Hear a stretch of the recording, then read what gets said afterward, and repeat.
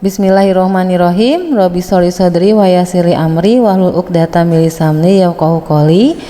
Assalamualaikum warahmatullahi wabarakatuh. Selamat siang dan salam sejahtera buat kita semua.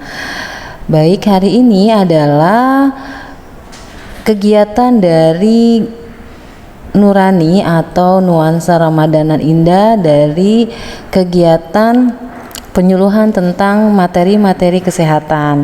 Nah, pada hari ini saya akan membawakan materi kesehatan yang berkaitan dengan penyakit dan perawatan gigi dan mulut.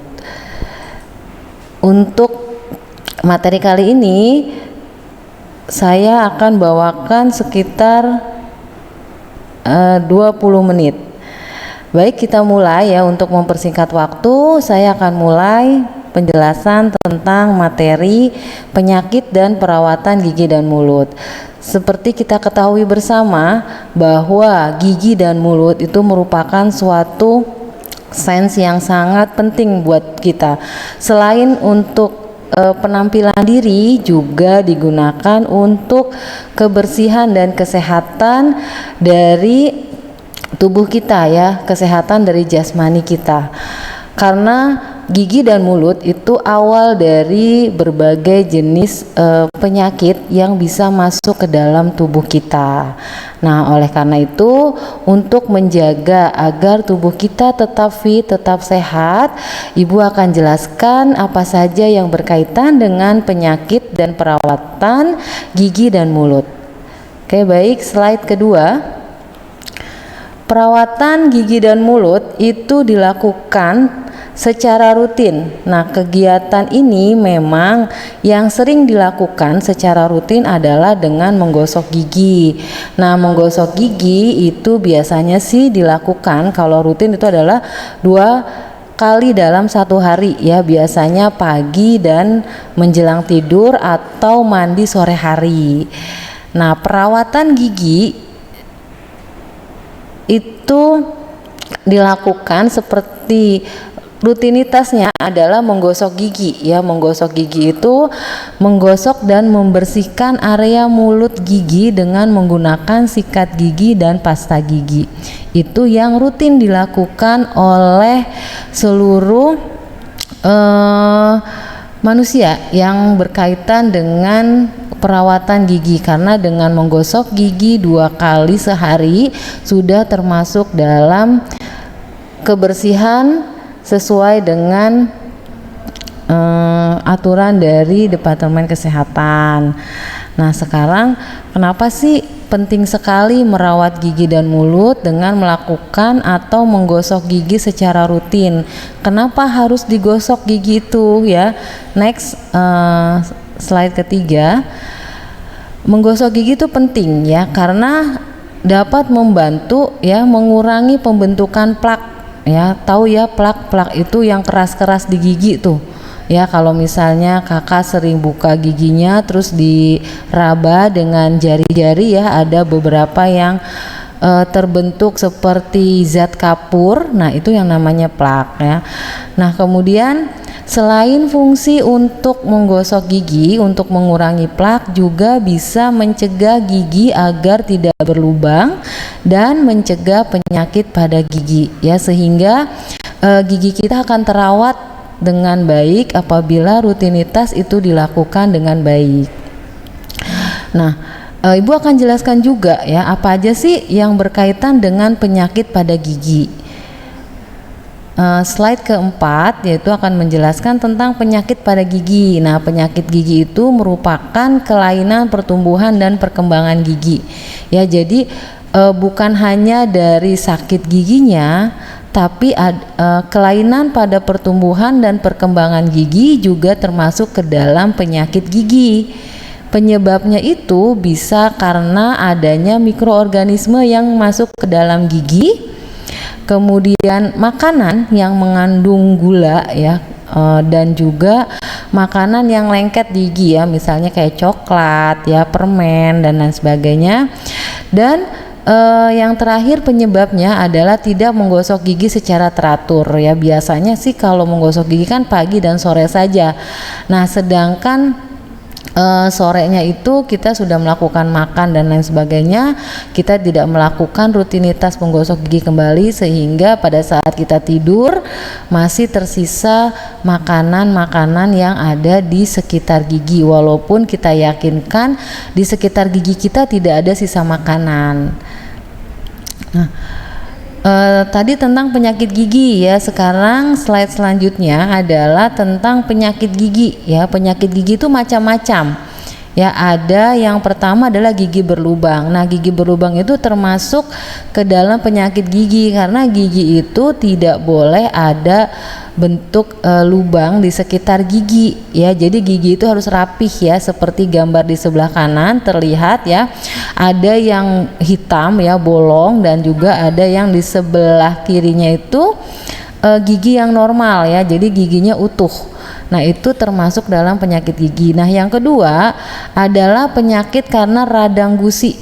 Ya, gusinya itu menjadi meradang atau memerah dikarenakan adanya inflamasi ya. Nah, inflamasi itu bisa disebabkan karena adanya mikroorganisme. Nah, salah satu dari mikroorganisme pada gigi itu ada namanya suatu parasit ya. Kalau di TLM tuh nanti akan bercerita nih tentang yang namanya parasit itu namanya Trichomonas gingivalis. Nah, itu yang ada di sekitar mulut ya, yang bisa menyebabkan peradangan pada gusi. Nah, itu harus hati-hati ya, karena kalau misalnya terjadi peradangan karena adanya parasit ya, itu dikhawatirkan bisa menyebabkan penyakit yang lebih berbahaya lagi ya, bisa sampai ke kanker mulut dan sebagainya. Jadi harus hati-hati nih kalau memang gusinya sudah terlihat meradang dan memerah, bahkan sampai dengan berdarah.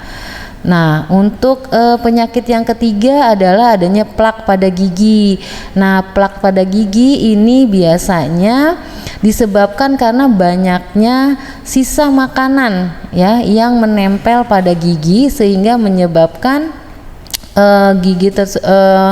menyebabkan makanan itu bertumpuk-tumpuk ya, bertumpuk-tumpuk. Nah, biasanya kalau kita males gosok gigi ya, misalnya bangun tidur ya, kita langsung makan atau langsung minum. Nah, itu biasanya suka menambah tumpukan dari sisa-sisa makanan. Jadi sebaiknya untuk menghindari hal tersebut, jadi bangun tidur diwajibkan untuk segera menggosok gigi, karena banyak sekali di situ sisa makanan. Nah, sisa makanan juga maksudnya plak gigi juga bukan karena terjadi dari sisa makanan, karena di dalam mulut kita terjadi suatu proses ya, terjadi pembentukan air liur ya karena enzim dan sebagainya. Nah, itu dari sisa-sisa enzim pun bisa menyebabkan perlengketan atau plak dalam mulut kita. Makanya rajin-rajinlah ya kita menggosok gigi.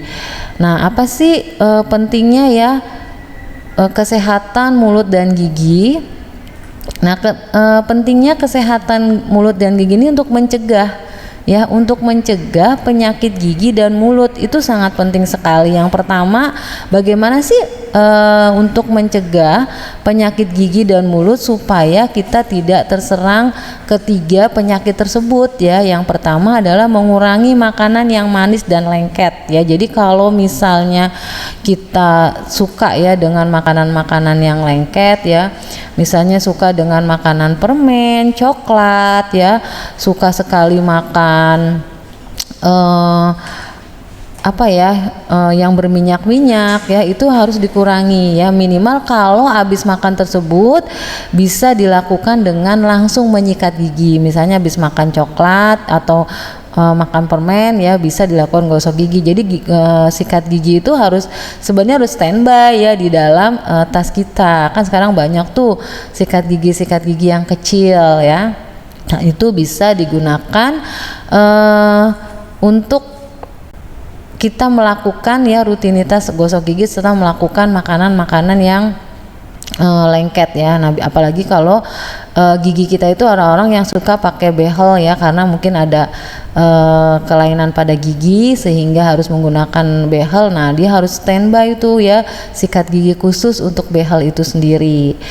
Nah, kemudian yang penting lagi adalah selain menyikat gigi ya, kita harus memberi fluoride ya pada gigi kita ya, supaya email atau email yang ada di gigi itu dapat terjaga dengan baik. Dan ada lagi pencegahan yang selanjutnya, ada yang keempat adalah jangan memberikan susu botol kepada bayi ya, maksudnya pada orang dewasa, pada bayi yang berumur di atas 2 tahun ya. Biasa kan menyusui itu memang sampai 1 tahun, kadang-kadang 2 tahun juga sudah masih ada yang menyusu ya. Nah, kalau misalnya pada bayi dewasa, bayi yang di atas 1 tahun itu lebih baik jangan menggunakan susu botol ya, bisa langsung menggunakan gelas ya, atau botol-botol yang tidak ada dotnya. Nah, itu juga bisa mengganggu dari pertumbuhan gigi ya, karena tadi dijelaskan gigi itu, penyakit gigi bukan karena dari penyakitnya, juga dari pertumbuhan giginya. Nah, kemudian pencegahan selanjutnya adalah rajin-rajinlah ke dokter gigi ya. Oke, next. Slide selanjutnya yaitu bagaimana sih cara menyikat gigi yang benar ya. Nah, menyikat gigi yang benar ini ada beberapa tahap ya. Nah, di sini yang pertama adalah menyikat gigi. Cara menyikat gigi yang benar, yang pertama adalah pemilihan sikat gigi ya. Nah, pemilihan sikat gigi itu harus sesuai dengan kondisi dalam mulut kita ya, jangan bentuknya aneh-aneh sehingga malah menyebabkan kerusakan pada gigi ya. Kemudian gosok gigi secara benar dan teratur ya, minimal 2 kali sehari ya, itu minimal sekali, pagi dan malam. Terus maksimal 3 kali sehari ya, pagi, siang, dan malam. Jadi biasanya kalau siang itu habis makan siang ya, atau malam itu terakhir adalah setelah makan malam ya.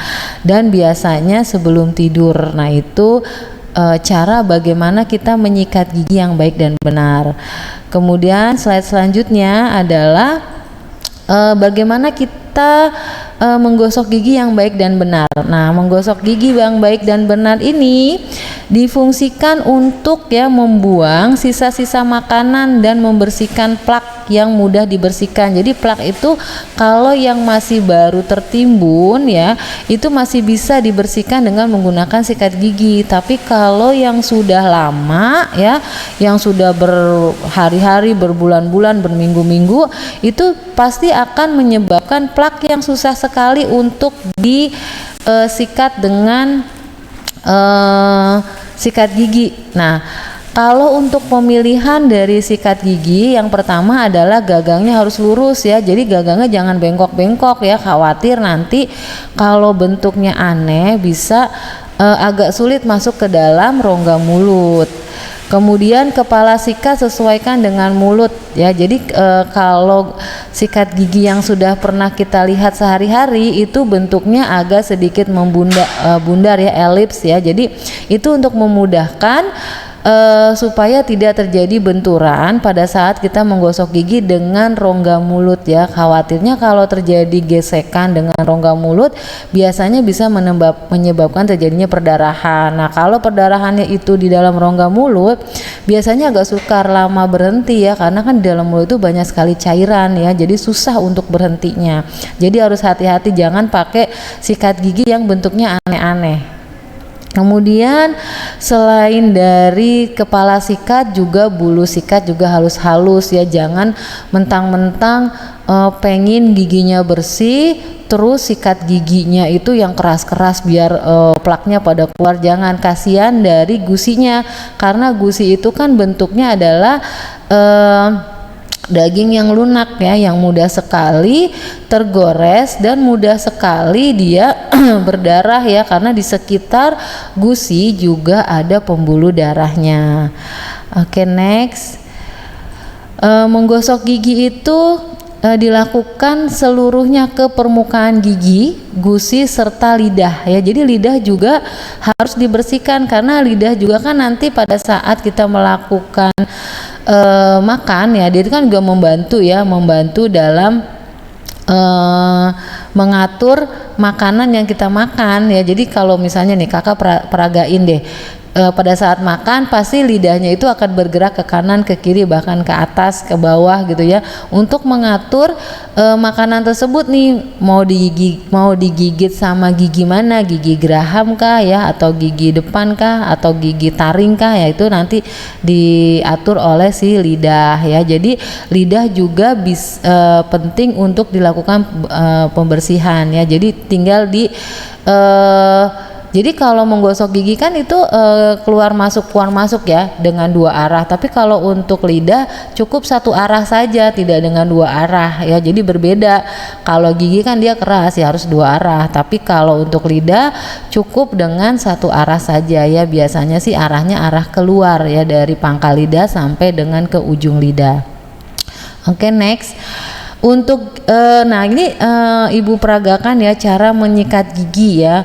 Nah, untuk gigi yang atas, gerakan sikat dari atas ke bawah dan sebaliknya ya. Jadi menggosok gigi itu bukan digosok seperti kita menyetrika ya, ke depan ke belakang, tapi dia menyapu ya ke atas dan ke bawah ya.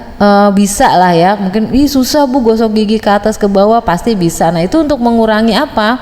Untuk mengurangi sisa-sisa makanan yang ada di sela-sela gigi.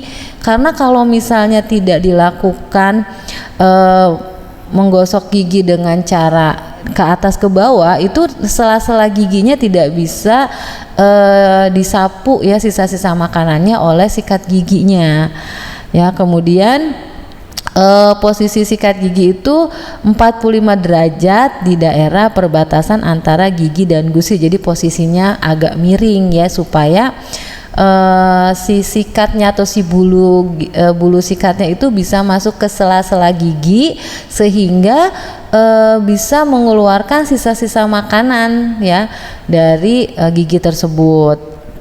Oke, next. Nah, di slide yang ke-11, nah itu cara menyikat gigi ya, gambar-gambarnya dari yang pertama itu yang paling sebelah kiri atas ya. Untuk bagian atas ya, itu bisa dilakukan disapu dengan cara ke atas dan ke bawah. Kemudian yang sebelah dalam bisa dilakukan dengan digosokkan keluar masuk ya. Nah, terus yang gambar nomor 3 lagi itu sama ya, sama dengan yang pertama, jadi ke atas ke bawah. Nah, lihat yang bagian gambar terakhir ya, itu gigi yang bagian dalam itu di bagian depan. Nah, itu juga harus digosok ya, kadang-kadang suka lupa ya menggosok bagian dalam. Nah, itu yang plak atau karang gigi yang mudah menempel tuh di situ, karena tidak terjangkau dengan sikat gigi ya kan, nggak susah tuh kalau sikat, biasanya sukanya bagian dalam, bagian luar gitu ya, atau depannya saja. Nah, ini juga dilihat di bagian dalamnya juga penting. Oke, next. Pada slide yang ke-11, nah ini gambarkan lebih jelas ya bagaimana cara menggosok gigi ya. Di sini ada aturan ya, ada gambarnya 45 derajat ya, miring, dia disapukan dari atas dan ke bawah ya. Nah, ini sudah ada gambarnya.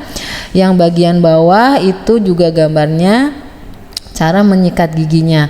Nah, kalau yang digambar ini kan dipakai alat bantu ya supaya giginya terbuka lebar. Kalau kita nggak usah ya, cukup dengan merasakan sendiri ya rongga mulutnya membuka. Nah, itu bisa kita rasakan untuk menyikat gigi. Oke, next. Nah, ini ya yang perlu kita ketahui nih ya, kalau kita menggunakan odol ya atau pasta gigi. Nah, biasanya kita nggak ngerti tuh odol dan pasta gigi yang baik itu yang apa sih.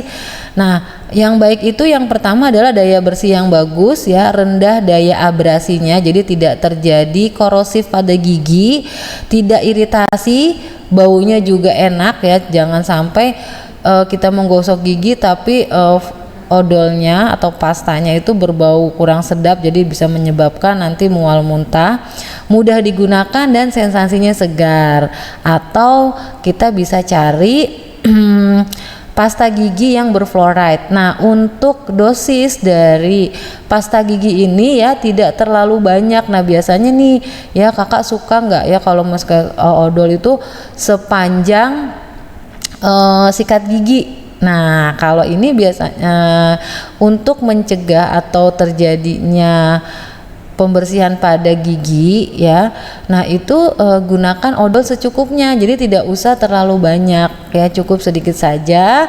Yang penting adalah bagaimana kita menyikat giginya ya. Jadi yang penting bukan odol dan busa yang banyaknya ya. Kadang-kadang kan suka berbusa tuh di daerah mulut ya. Nah, itu yang bagus misalnya busanya banyak nih, bagus tidak, tetapi dosisnya cukup saja, tidak terlalu banyak, tapi bagaimana kita mengatur ya arah dari cara kita menggosok gigi. Nah, sekarang sudah tahu ya bagaimana menggosok gigi yang baik dan benar. Nah, next bisa juga ya untuk mencegah terjadinya penyakit gigi. Kalau kita habis gosok gigi bisa kita menggunakan obat kumur ya, itu bisa ya. Jadi itu untuk membantu juga mencegah makanan-makanan yang tidak bisa disikat oleh sikat gigi ya, misalnya masih nyempil nih di antara gigi yang paling dalam. Nah, itu bisa digunakan dengan berkumur-kumur ya, dengan menggunakan obat kumur. Nah, obat kumur ini kalau misalnya kita nggak bawa sikat gigi itu bisa juga ya masukin ke dalam tas. Biasanya kalau habis makan ya bisa langsung dilakukan kumur. Kalau misalnya di sini ternyata kita ke mall malas ke kamar mandi gitu ya, atau kita ke restoran-restoran kecil yang kamar mandinya agak sulit ya, kita bisa menggunakan obat kumur. Oke, next selanjutnya adalah yang mencegah terjadinya penyakit gigi itu adalah makanan ya. Jadi makanlah makanan yang berserat ya dan sayuran yang cukup sehingga terjaga ya nutrisi-nutrisi untuk giginya. Terus kalau untuk makanan yang manis ya itu juga dan lengket itu dihindari, apalagi pada saat kita makan di dua waktu ya, misalnya antara makan pagi dan makan siang. Nah, itu jangan sampai sebelum makan kita makan permen ya, makan gulali dan segala macam ya yang sifatnya lengket dan bisa menyebabkan terjadinya perpaduan ya antara karbohidrat, lemak, protein yang kita makan dengan bahan-bahan yang memang memfermentasi hal tersebut. Jadi sehingga menyebabkan perlengketan pada gigi. Jadi apalagi kalau kita habis makan males yang namanya kumur-kumur dan sikat gigi. Tuh, oke, next. Di slide yang selanjutnya itu adalah pencegahannya, yaitu dengan kontrol secara teratur ke dokter gigi sebanyak selama 6 bulan sekali ya. Itu sebenarnya wajib sih ya kalau kita pengen gigi kita ya penampilan kita bagus, itu bisa dilakukan dengan berobat secara rutin ya 6 bulan sekali. Jadi setahun 2 kali tuh datang ke dokter gigi. Dan memang nih masyarakat kita ini kurang ya untuk ke dokter gigi. Kalau udah sakit giginya baru ke dokter gigi, tapi sebaiknya sih 6 bulan sekali ya lihat giginya bagus atau enggak. Ada yang tanggal nih, ada yang bolong nih, supaya bolongnya itu tidak melebar nanti ditambal. Nah, itu dilakukan selama 6 bulan sekali ya. Memang costnya lumayan ya kalau memang tidak ada budgetnya, tapi memang ini untuk kesehatan tubuh kita ya, untuk kesehatan kita dan untuk penampilan diri. Jadi harus sebisa mungkin ya kita berobat ke dokter gigi dalam 1 tahun 2 kali ya, minimalnya 1 tahun sekali lah bisa ya kalau memang budgetnya itu kurang. Nah, ini kesimpulannya dari penjelasan materi tentang kesehatan mulut dan gigi, yaitu yang perlu diperhatikan atau kesimpulannya adalah yang pertama, memilih sikat gigi dan bulu sikat gigi yang lembut ya. Jadi kalau beli sikat gigi ya mahal dikit nggak apa-apa ya, yang penting jangan sampai keras ya. Khawatir nanti email gigi dan gusinya itu terjadi gesekan sehingga bisa menyebabkan berdarah. Kalau berdarahnya itu tidak bermasalah, khawatirnya berdarahnya itu bermasalah sehingga menyebabkan luka atau abses di sekitar mulut. Nah, nanti trichomonasnya nempel di situ ya, karena itu parasit yang susah sekali untuk dihilangkan di daerah mulut ya. Nah, itu biasanya sih memang pada orang-orang yang punya penyakit yang sudah kronis ya, misalnya kayak HIV ya atau kanker dan lain sebagainya. Tapi nggak tahu juga ya kalau misalnya kita memang kurang menjaga kebersihan gigi, nah nangkring deh tuh ya trichomonas gingging valisnya. Kemudian ganti sikat gigi jika bulu sikat sudah rusak dan tempatkan sikat gigi itu di tempat yang kering ya, sehingga dia bisa mengering setelah dipakai. Jadi jangan ditutup ya, biasanya kan sikat gigi itu ada tutupnya ya kan. Nah, usahakan kalau misalnya ditaruh di kamar mandi, kalau mau nutup tutupnya agak lebih besar. Nah, sekarang kan banyak tuh model-model rak sikat gigi ya, lebih canggih-canggih lagi ya. Sekarang udah tutupnya lebih lebar lagi, jadi lebih hygiene ya, lebih bersih ya untuk menyimpan sikat gigi. Jadi sikat gigi yang sudah dipakai itu harus dikeringkan, harus di dalam keadaan bersih, jangan sampai basah ya atau lembab. Nah, khawatir nanti di situ masuk tuh jamurnya ya, ada bakteri lain ya, sehingga bakteri itu memicu terjadinya infeksi pada mulut atau nempel pada gigi kita. Nah, kemudian kesimpulan yang terakhir adalah jangan pernah meminjam sikat gigi Anda kepada orang lain, karena sikat gigi banyak mengandung bakteri atau khawatirnya bisa berpindah ke dari gigi kita ke orang lain atau gigi orang lain ke gigi kita ya, karena kan kita nggak tahu ya orang itu bagus atau enggak dalam penyimpanan sikat gigi. Oke, baik, terima kasih materi dari Ibu tentang perawatan gigi dan mulut ya. Sekali lagi Ibu tekankan, perawatan gigi dan mulut itu sangat penting. Yang pertama dari penampilan kita ya, nggak mungkin kita ketawa dengan gigi yang berwarna kuning gitu ya. Terus juga kalau misalnya gigi dan mulutnya sehat, otomatis yang masuk ke dalam tubuh kita juga akan sehat, sehingga tubuh kita akan terhindar dari berbagai jenis penyakit. Nah, demikian ya penjelasan atau